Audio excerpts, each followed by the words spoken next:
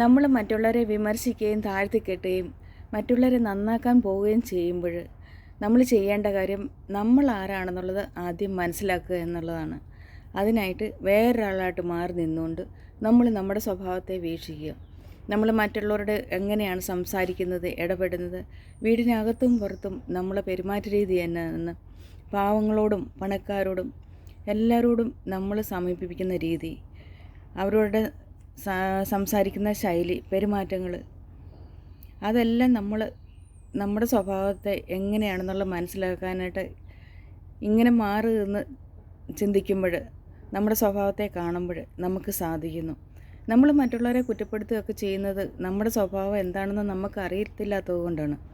അതുപോലെ തന്നെ ഈ ലോകത്തിൽ എന്താണ് നടക്കുന്നതെന്ന് അറിയണമെങ്കിൽ നമ്മൾ ഈ ലോകത്തിൽ നിന്ന് മാറി നിന്നുകൊണ്ട് ഈ ലോകത്തെ ഒന്ന് വീക്ഷിക്കുക. പണത്തിനും പ്രതാപത്തിനും വേണ്ടി മനുഷ്യത്വം മരവിച്ച മനസ്സുമായി യാതൊരു കരുണയില്ലാതെ മറ്റുള്ളവരോട് പെരുമാറുന്ന കുറേ ആൾക്കാർ, വേറെ കുറച്ച് നല്ല മനസ്സുമായി സത്യത്തെ മുറുക്കെ പിടിച്ച് ജീവിക്കുന്നവർ, വേറെ ചിലർ നിസ്സഹായരായി എന്ത് ചെയ്യണമെന്നറിയാതെ നിൽക്കുന്ന കുട്ടികളും കുറേ പാവപ്പെട്ട മനുഷ്യരും.